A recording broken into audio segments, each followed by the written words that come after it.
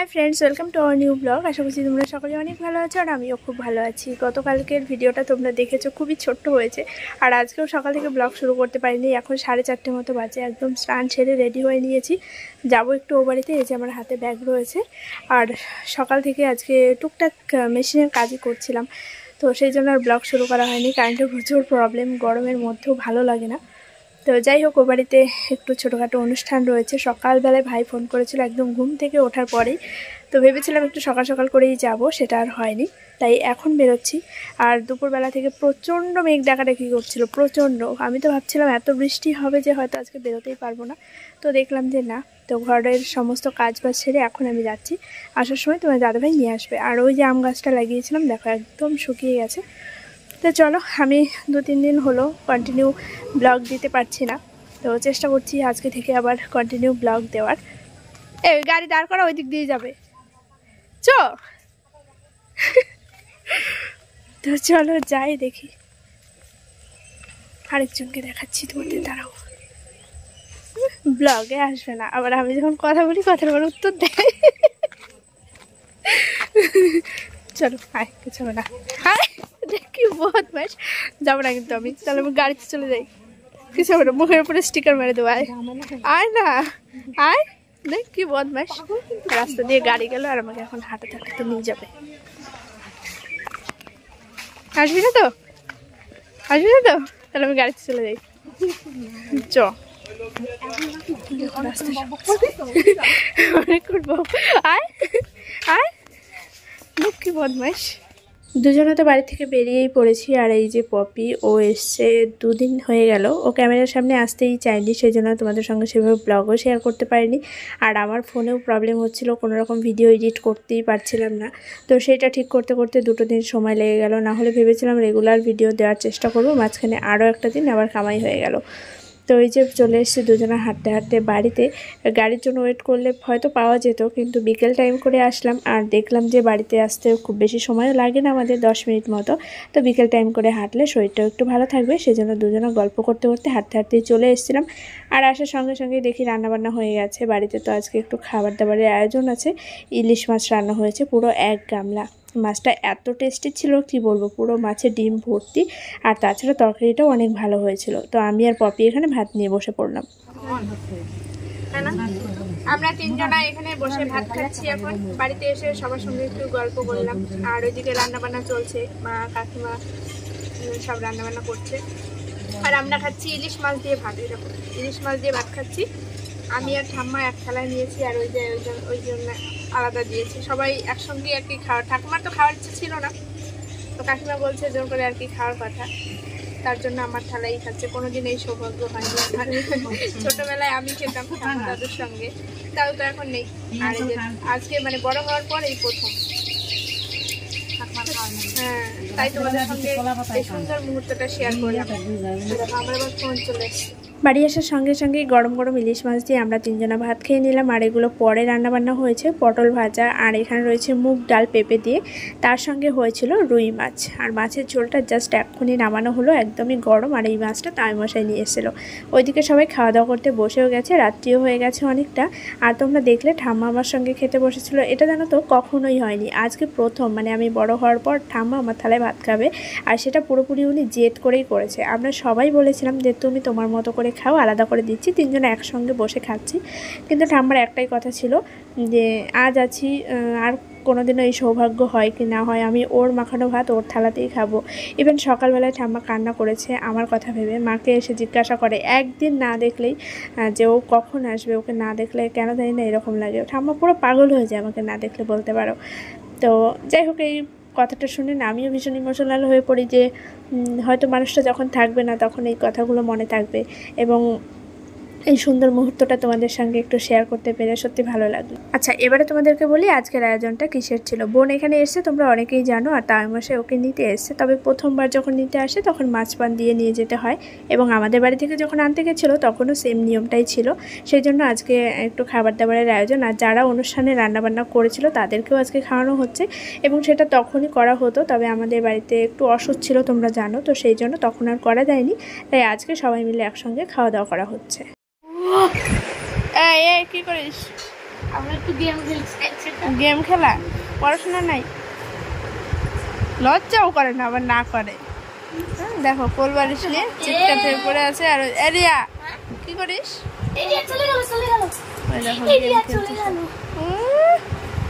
রিজু রিজু এ ফোকলা দাঁত। রিজু রিজু আর আসবেই না, দাঁত দেখা। রিজু একটা দাঁত দেখা, পিঠা করে কোন দেখ। এখানে হচ্ছে একটা দিদি শুয়ে আছে, এটা হচ্ছে পাপি দিদি। পাপি দিদি একটু লজ্জা লজ্জি, লজ্জা লজ্জি, পাপি দিদি লজ্জা লজ্জি। সবারই খাওয়া দাওয়া হয়ে গেছে, আর এখন খাওয়ার পরে যে গল্প হয় সেগুলোই চলছে। তোমার দাদাভাই কাজের থেকে ফিরতে লেট হলো বলে আমাদের খাওয়া দাওয়া করতেও লেট হলো। তো এখন সোজা চলে যাবো বাড়িতে। আর বোনের জন্য মনটা ভীষণই খারাপ লাগছে, কারণ অনেকগুলো দিন হয়ে গেছে ও এসছে। এটাই মেয়েদের জীবন, তাই না? আসবে আসবে শুনলে কতটা আনন্দ লাগে। আর আজ যখন ওকে নিতে এসছে সত্যি মনটা এমনিতেই ভারাক্রান্ত হয়ে পড়েছে। তবে আজকে আমি ভিডিওটা এডিট করছি, তো গতকাল রাত্রে প্রচণ্ড কান্নাকাটি করেছি। আর আজকে আমি যেদিন তোমাদেরকে ভিডিওটা আপলোড দিচ্ছি সেই দিন অলরেডিও চলে গেছে ভোরবেলায়। তো যাই হোক, আবার খুব তাড়াতাড়ি একসঙ্গে আমাদের দেখা হবে। গুড মর্নিং ফ্রেন্ডস, সকাল 6:10 বাজে। ঘুম থেকে উঠেছি 5:30টার সময়, আর একদম ফ্রেশ হয়ে নিয়েছি। এখন আমি সোজা যাব রান্নাঘরে, রান্না শুরু করব। ওইদিকে পপিও ঘুমাচ্ছে, তোমার দাদাভাইও ঘুমাচ্ছে, ওদের উঠতে একটু লেট হবে। আর এত সকাল সকাল উঠেই বা কী করবে? তাছাড়া সারা রাত কারেন্টে অনেক সমস্যা হয়ে যায়, শুধু রাত না দিনের বেলাতেও। তো সেই জন্য ঠিকঠাক ঘুমও হয় না, কোনো কিছুই হয় না। মানে গরমের জন্য ঘুমটাও অনেক সমস্যা হয়ে যায়। তো এখন কারেন্ট আছে, ওরা একটু বেশি টাইম পর্যন্ত ঘুমিয়ে নিক, আর আমি এই সুযোগে রান্নাবান্নাগুলো সেরে ফেলি। রান্না বলতে এখন আমি ডাল ভাত বসাবো, একটু পরে তোমার দাদাভাই ঘুম থেকে উঠে চিকেন এনে দেবে। তো আমি সকালের আর কি রান্না যেটা ঝটপট করতে হবে সেটা করে নিই, না হলে ওর খাবার দিতে আবার লেট হয়ে যাবে। তো এই যে স্ট্যান্ড নিয়ে নিয়েছি, এখন ঘরে গিয়ে ফোনটা ক্যামেরা সেট করব, আর তারপর আমি আমার কাজগুলো শুরু করে দেব। তো সঙ্গে থাকো।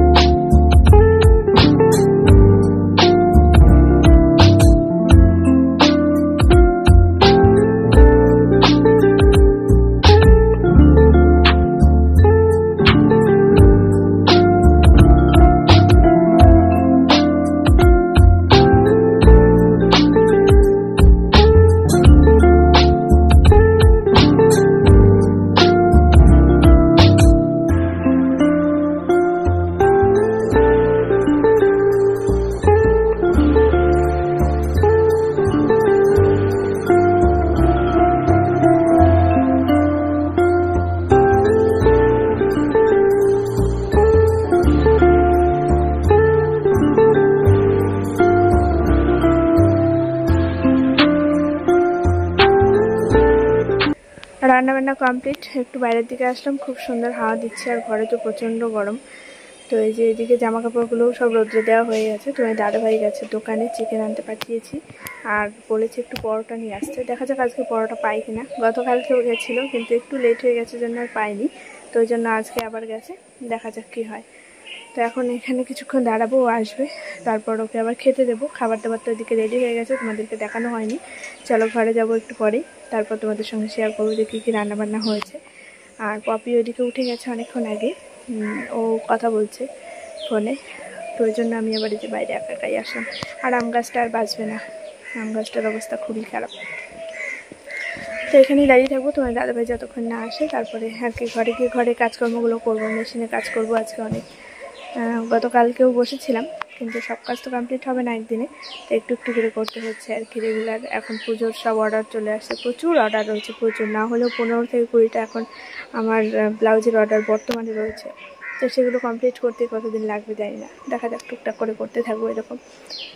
চলো বাড়িতে একটু হাঁটাহাঁটি করি, তারপর তোমার দাদাভাইয়ের খাবারটাও রেডি করবো। ফ্যান চালিয়ে দিয়ে এসেছি ঘরে, খাবারটা ঠান্ডা হতে তো একটু সময় লাগবে সেই জন্য। তো তোমার দাদাভাই ফ্রেশ হয়ে চলে এসে এখন ওর খাবারটা রেডি করে দেবো। তার আগে তোমাদেরকে একবার দেখিয়ে দিই, কাঁকরোল ভাজা করলাম, যেটা কাকা বাড়ি থেকে নিয়ে এসেছিলাম। এখনও অনেকগুলো কাঁকরোল ফ্রিজে রয়েছে। তার সাথে করেছি ডিম ভাজা আর একটু ডাল সেদ্ধ তুলে রেখেছি। আর এখানে মসুরির ডাল করলাম পেঁপে দিয়ে আর রাঁধুনি ফোড়ন দিয়ে, যেটা আমার খুব ভালো লাগে। আর এই তরকারিটা কাকিমা গতকাল রাত্রে তোমার দাদাভাইয়ের জন্য পাঠিয়ে দিয়েছিল, কারণ ওই ইলিশ মাছটা এখানে খায়নি, তো সেই জন্য 2 পিস রয়েছে, একটা পপিকে দেবো, একটা তোমার দাদাভাইকে দেবো। তো এগুলো একটু গরম করে নিচ্ছি, ফ্রিজে রেখে দিয়েছিলাম। আর এদিকে আমার এই যে সব ভাত রেডি করা হয়ে গেছে, তোমার দাদাভাইয়ের ডাল দিয়েছি। আর এই যে ডিম ভাজা, কাঁকরোল ভাজা আর ইলিশ মাছটা এখন ওকে বেছে দেবো, খেয়ে যাবে। কারণ ইলিশ মাছ হলে ওকে মাছটা বেছে দিতেই হবে, এটা ওর ছোটোবেলাকার অভ্যেস, না হলে খাবে না, কখনোই খাবে না মাছ বেছে না দিলে। তো লোকের মধ্যে ইলিশ মাছটা খেতে চায় না, মানে আমাকে বেছে দিতে হবে, সেই জন্য। তো গতকাল খাইনি, আজকে আমি মাছটা বেছে দিচ্ছি। আর ওইদিকে পরোটা নিয়ে এসে চিকেন আনতে গিয়ে সে পরোটা একটু দিয়ে দিলাম। পপি গেছে ফ্রেশ হতে, না হলে সবাই একসঙ্গে বসে যেতাম, তো ওর লেট হয়ে যাচ্ছিলো, সেই জন্য বললাম তুমি খাওয়া দাওয়া করে চলে যাও, আমরা একটু পরে খেয়ে নিচ্ছি। এদিকে অল্প করে একটু পরোটা দিয়েছি, আর ভাত তো খাবেই না বলছিল, তাও ইলিশ মাছটা ওর জন্য পাঠিয়েছে, এবার ও না খেলে আমার ভালো লাগবে না একটু, তাই ও অর্ধেকটা খেয়েছে, ভাতও পুরোটা খায়নি। সেই থালায় পরে আবার আমি খেয়ে নিয়েছিলাম। তো সকালের পুরো ঝামেলা গেল। এখন সংসারে যে টুকিটাকি কাজকর্ম রয়েছে সেগুলো করব। তাছাড়া আজকে না সারাটা দিনই ব্যস্ত ছিলাম, মানে দুপুরবেলা করে আবার যে চিকেন রান্না হয়েছে, রাত্রেবেলা আবার পোলাও রান্না হয়েছে, মানে এরকম সারাদিনই রান্নাবান্না খাওয়া দাওয়া এগুলোই চলেছে। তাছাড়া 2 বান্ধবী একজন থাকলে যা হয়, সারাদিন টুকটাক গল্প আড্ডা কাজকর্ম সবই চলেছে, সেটা তোমরা ভিডিওটা কন্টিনিউ করো, বুঝতেই পারবে।